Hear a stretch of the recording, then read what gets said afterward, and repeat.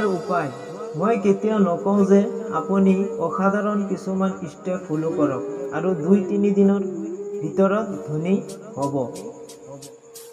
ধনী সকলোৱে হ'ব বিচাৰে, কিন্তু ধনী কেনেকৈ হ'ব পাৰি বা ধনী মানুহে কেনেকৈ চিন্তাধাৰা কৰে সেইটো আমি কেতিয়াও জানিবলৈ চেষ্টা নকৰোঁ।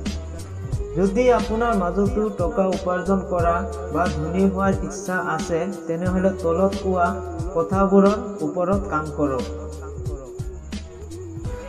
কাৰণ মই যিখিনি জানো, ধনী হ'বলৈ অকল সপোন দেখিলে নহ'ব। সপোন পূৰণ কৰিবলৈ উৎসাহ উদ্দীপনা থাকিব লাগিব।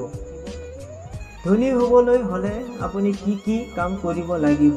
নম্বৰ 1, টকা প্ৰতি আপোনাৰ চিন্তাধাৰা থাকিব লাগিব।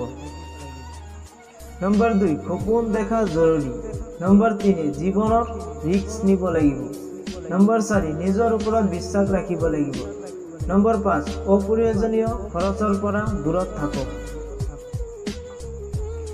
বলক এতিয়া প্ৰতিটো বিষয়ে বিস্তাৰিতভাৱে আলোচনা কৰোঁ।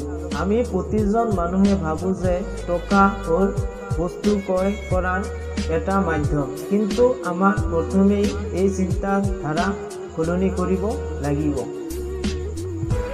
টকা কেনেকৈ কাম কৰে, টকাৰ অভাৱত কি হ'ব পাৰে, এই বিষয়ে আমাৰ ধাৰণা থকা উচিত। আপুনি যদি ভাবি আছে ধনী হোৱাৰ মানে অধিক টকা আয় কৰা আৰু সেইবোৰ টকা খৰচ কৰা, তেনেহ'লে আপুনি কেতিয়াও এজন ধনী ব্যক্তি হ'ব নোৱাৰে। ধৰক উদাহৰণস্বৰূপে প্ৰতি মাহে 30,000 টকা আয় কৰা ব্যক্তি যদি তাৰ আয়ৰ 20,000 টকা ছেভিং কৰে আৰু আপুনি যদি 50,000 টকা আয় কৰিও 20,000 টকা ছেভিং কৰিব নোৱাৰে, তেনেহ'লে কিছুদিনৰ ভিতৰত আপোনাৰ পৰা কম টকা উপাৰ্জন কৰা ব্যক্তি ধনী হৈ যাব আৰু আপুনি আগৰ জাগাতেই থাকিব। সেয়েহে টকা প্ৰতি থকা আপোনাৰ চিন্তাধাৰা সলনি কৰিব লাগিব।